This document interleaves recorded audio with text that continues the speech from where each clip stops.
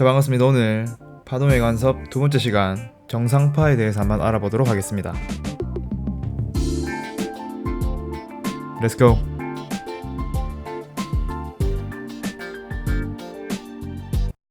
자, 지난 시간에 파동의 간섭에 대해서 우리가 배웠는데요. 보강 간섭과 상세 간섭 이 두 가지 종류가 있었습니다. 그래서 이 두 가지 간섭에 의해서 새로운 형태의 합성파의 모양이 나타나는 걸 확인했죠. 자, 이번 시간에 이것과 관련된 내용인데요. 두 파동이 만나서 만들어지는 합성파의 어떤 특이한 형태를 한번 살펴보도록 하겠습니다. 자, 이 파동의 이름은 정상파입니다. 뭔가 정지해 있다는 뜻이에요. 자, 그럼 파동은 뭔가 진동이 주위로 퍼져나가는 건데 이게 정지해 있다니 이게 무슨 말일까요? 자, 기본 개념은 이런 겁니다. 자, 지금 제일 왼쪽 그림을 한번 볼까요?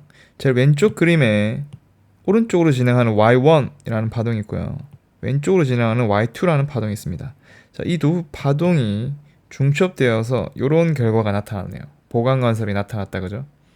그 다음에 이 두 녀석이 Y1과 Y2가 조금 더 진행하고 났을 때 중첩을 시켰더니 이번에는 상세 간섭이 일어났습니다. 또 조금 후에 이 두 녀석을 중첩시켰더니 이렇게 또 보강 간섭이 일어났네요. 자, 그럼 서로 반대 방향으로 진행하는 이 Y1과 Y2를 합성을 시켰을 때 나타나는 합성파의 모양을 우리가 한번 살펴보자는 겁니다. 이 합성파의 모양은 뭔가 진행하는 듯하게 보이진 않고 제자리에서 진동하는 것처럼 보이는데, 자, 이걸 움직이는 그림으로 한번 살펴보죠. 자, 이 그림을 한번 봅시다. 이걸 보면 초록색과 지금 에메랄드색 요 두 파동이 서로 반대 방향으로 진행을 하고 있고요. 그리고 이 두 파동을 합쳐서 나온 합성파가 바로 이 노란색 모양입니다. 자, 초록색과 이 에메랄드빛 파동은 반대 방향으로 그냥 쭉 진행을 하고 있습니다. 반대 방향으로 쭉 진행하는데 이 둘이 합쳐진 합성파는 제자리에서 진동하는 것처럼 보이죠. 그래서 우리가 정상파라고 이름을 붙였습니다. 그럼 이 정상파의 어떤 용어를 몇 가지 정리를 하고 갈게요. 자, 파동의 어떤 점은 제자리에서 진동을 하지 않습니다. 자, 이 점을 우리는 마디라고 이름을 붙이고요. 그 다음에 진동을 최대로 하는 이 부분을 배라고 이름을 붙입니다. 그럼 여기도 마디가 되겠죠. 그 다음 여기는 배가 됩니다. 그럼 여기가 마디가 되겠죠. 이때 이 정상파의 파장은 이렇게 인접한 마디까지가 아니라 한 칸 더 나가서, 그래서 이 전체를 이 정상파의 파장으로 우리는 표시를 할 수가 있겠죠. 자, 이 정상파의 진폭을 한번 볼게요. 정상파의 진폭은 이 초록색과 에메랄드빛 두 파동의 진폭을 더한 것과 같기 때문에 최대 진폭은 더 커지게 되죠. 자, 그러면 이 파동을 만약에 소리라고 우리가 가정해 봅시다. 이 음파에서 진폭이 의미하는 것은 소리의 크기를 의미합니다. 그럼 진폭이 클수록 큰 소리가 나게 되는 거죠. 그 다음에 음파의 진동수가 의미하는 것은 음의 높낮이를 의미를 합니다. 자, 그렇다면 정상파가 생긴다는 말은 어떤 특정한 음을 굉장히 크게 소리를 낸다는 뜻이죠. 그럼 이걸 악기에 한번 적용을 시켜 봅시다.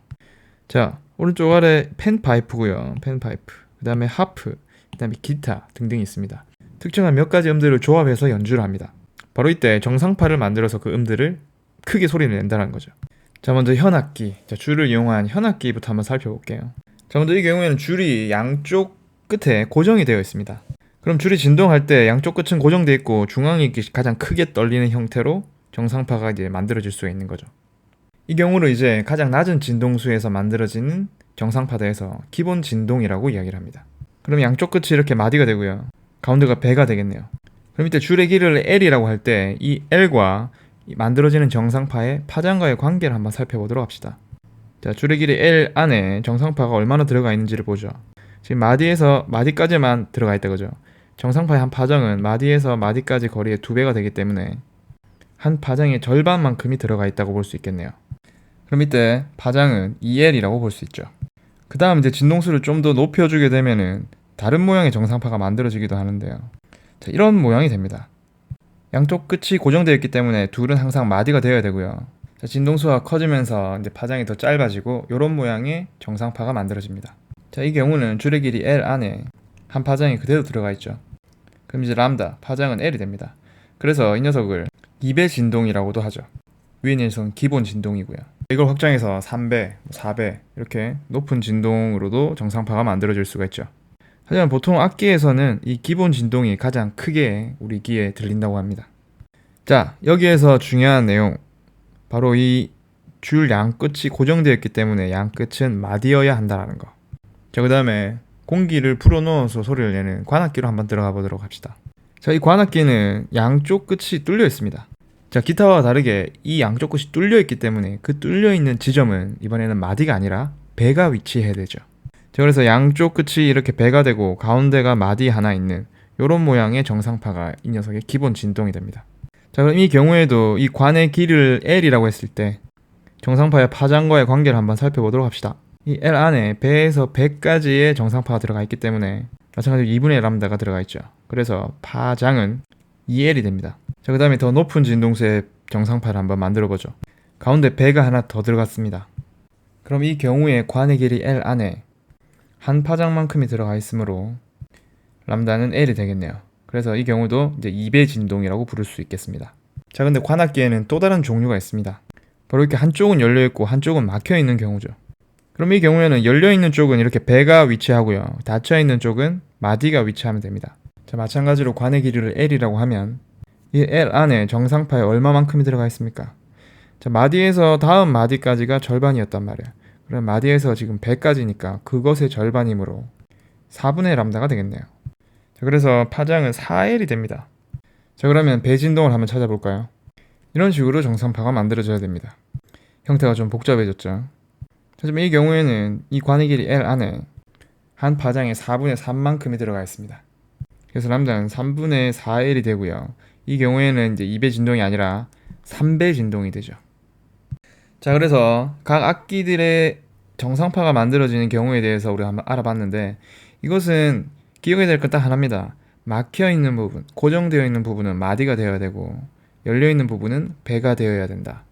이 아이디어를 하나 가지고 여러분들이 이제 문제를 풀면서 조금 더 익숙해지실 수 있을 겁니다. 자, 교과서 뒷부분에 남은 빛의 간섭 부분입니다. 자, 이 부분은 몇 가지 예만 간단하게 들고 마무리하죠. 비누방울의 표면을 보면은 이렇게 무늬가 굉장히 아름답습니다. 그죠? 자, 우리가 보는 방향에 따라서 색이 또 달라지기도 하고요. 자, 이 경우에는 이 비누막에서 굉장히 얇은 막이 있죠. 바로 이렇게 반사를 하는 빛도 있고요. 그 다음에 이렇게 여기서 굴절이 되었다가 다시 반사되는 빛들도 있습니다. 이 두 빛이 간섭을 일으켜서 보강 간섭을 일으키게 되면 빨간색이 더욱더 밝게 보일 거고요. 상세 간섭을 일으키면 빨간빛이 보이지 않겠죠. 색별로 간섭되는 정도도 다르고 그 다음에 비눗방울의 두께도 다 다르고 우리가 보는 각도도 다르고 그래서 이 요인들에 의해서 이렇게 다양한 색깔이 우리 눈에 보이게 되는 겁니다. 자, 이게 응용되면 이제 이런 것도 할 수 있겠죠. 시계입니다. 시계 표면에 이제 빛이 반사되게 되면은 눈이 부셔가지고 시계 안이 잘 안 보인단 말이야. 하지만 여기 표면에 코팅을 해서 이 녀석들이 상세 간섭을 일으키도록 조절을 잘 해주면은 이렇게 우리 눈에 선명하게 뒷판이 보이게 되는 거죠. 자, 그래서 오늘 빛의 간섭, 그 다음에 소리의 간섭 등을 이용한 악기들에 대해서 한번 살펴봤습니다. 오늘 수업은 여기까지 하도록 하겠습니다.